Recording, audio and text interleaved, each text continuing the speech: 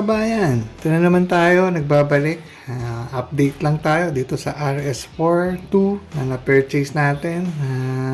At paano, nagagawa-gawa na siya. Start na natin kung anong meron. Okay.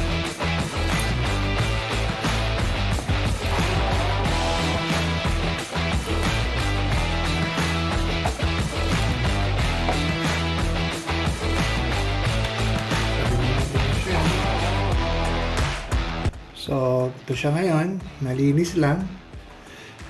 Sa harap, lagay na tayo ng foam na bumper guard. Ito. Nalagay na rin natin. Kasi before, wala siya. Meron siya before pala. Tinanggal ko na yon. Nataglagay tayo ng talagang pang RC. Tapos, pinaalad tayo. Nakakuha na tayo ng screw. Kahit papaano, so original na siya na screw ng HPI. Kaya yan mga upgrades natin ngayon. Yung papalitan natin ngayon ay yung hose, fuel hose. Dahil nga sinabi ko before, okay sana ito lang, kahit ito hindi na palitan. Yung itong hose na to, palitan para nakikita natin pag nagpa-prime tayo ng fuel kung pumapasok ba, para hindi tayo ma-prone sa mag-flood pagka sobrang pump ng fuel, para madali siya mag-start. So simulan na natin. Mabilis lang naman pagpapalit niyan. So, check mo lang. Although wala naman itong gas, pero mabuti na rin nag-check ka para hindi tumapon. Galing muna natin ito isa.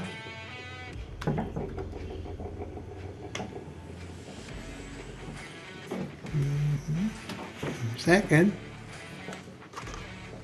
galing muna natin yung air filter.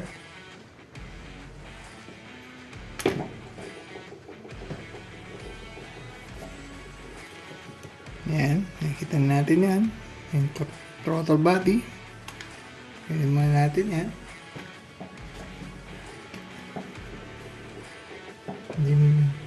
Kung kaya nating tanggalin, dahil hindi natatanggalin yung exhaust manifold, yung exhaust, mas maganda. Try lang natin. Gawin natin dalawang screw.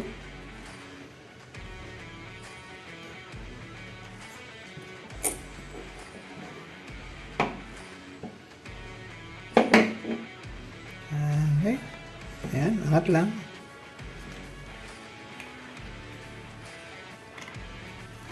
Tabi mo natin. Ito na siya. Tanggalin natin yung tanggalin natin to.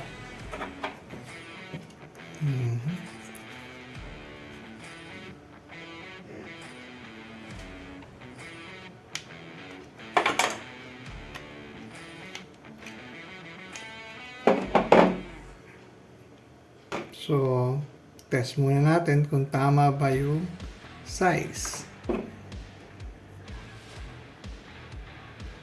Tama naman. So, cut lang tayo ng same length ng luma.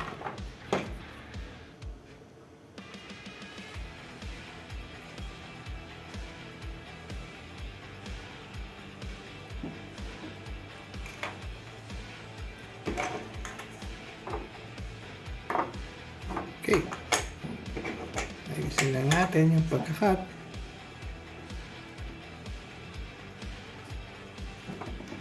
Ayan.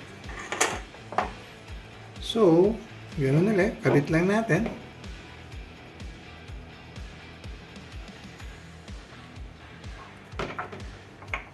Huwag natin kalimutan maglagay sa ilalim niya ng zip tie para ma-lock natin, ma-secure yung hose. Kasi through experience, nako, mahirap matanggalan ng hose habang ginagamit. Lalo na pag kasi dahil sa vibration, nakatanggal yung hose. At messy talaga siya pag nagtapon yung fuel kasi may oil siya. So talagang messy. Yan. Lagyan mo lang ng sakong higpit.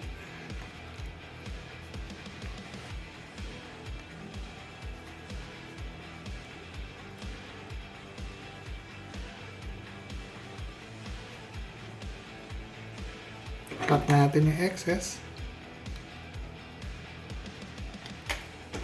Ayan. Balik na natin. Tabi muna natin to. Mga luma.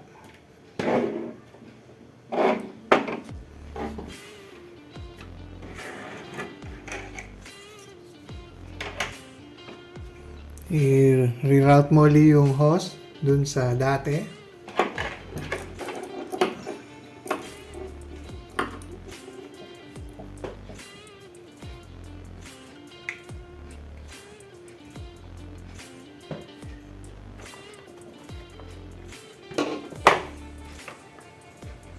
Ayan.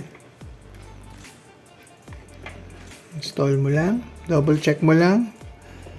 Gumalaw ba siya? Hindi. Hindi naman. Okay.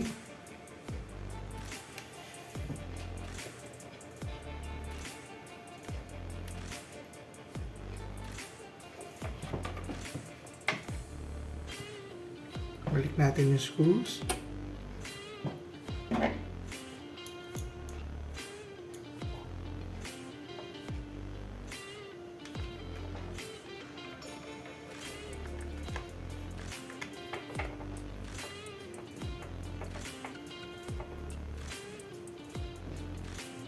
Huwag niyong masyadong i-tighten yung screw kasi yung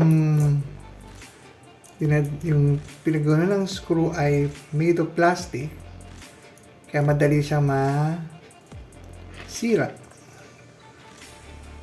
So tama lang kung naramdam na feel nyo na nag-lock na siya. Yan, enough na yun. Sabihin, okay na siya. Yan. Yun, lock na. Hindi mo kailangan i-over-tighten. Kasi malisira, kasi nga plastic. So, yan na. Nakakabit na siya. Check mo lang kung okay. Yan.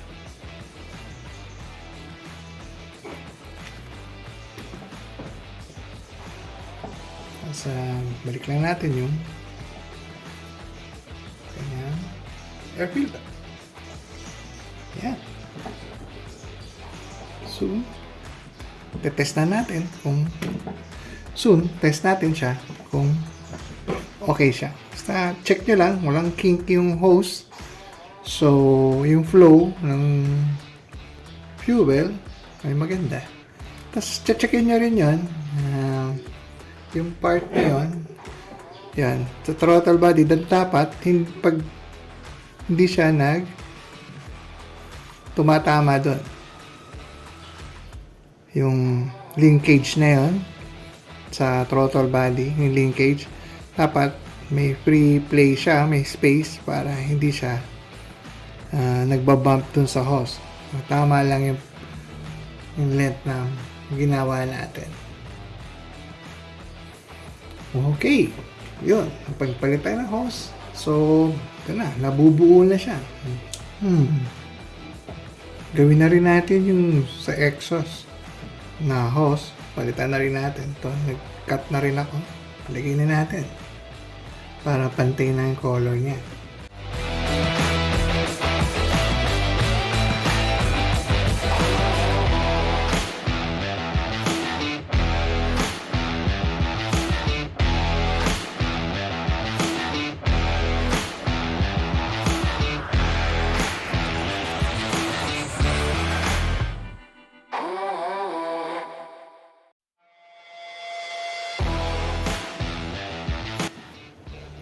So, ayan, nakakabit na siya.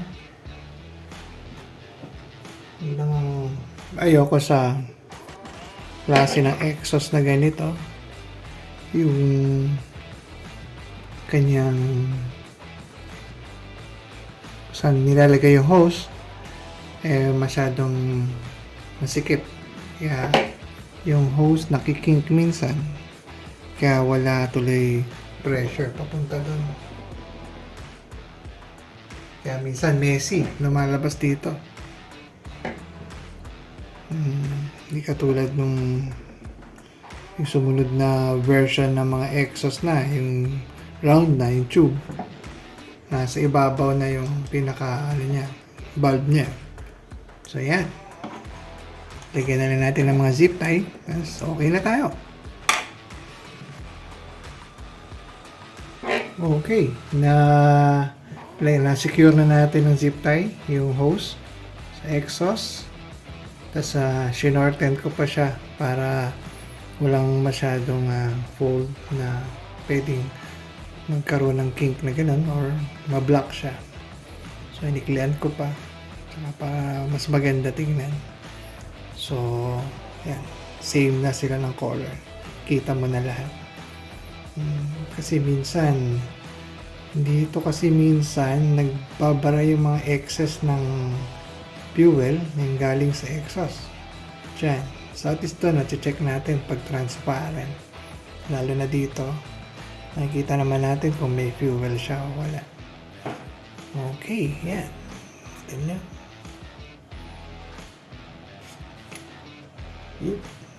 So next naman, sana dumating na yung belt na in-order natin. Sana dumating na siya para makabit na natin at ma-test na natin.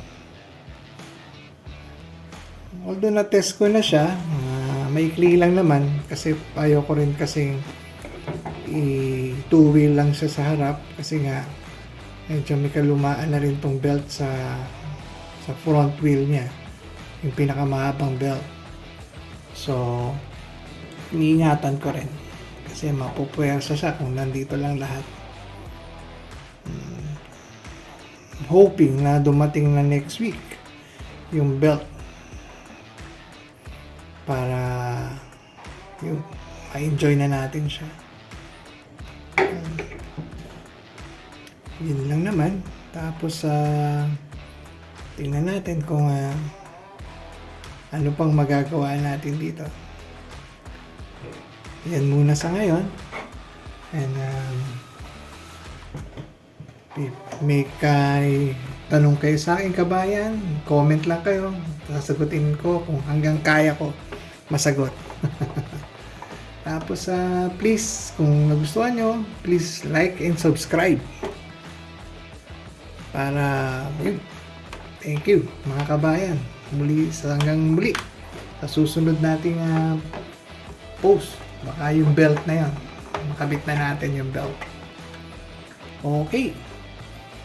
Thank you mga kabayan.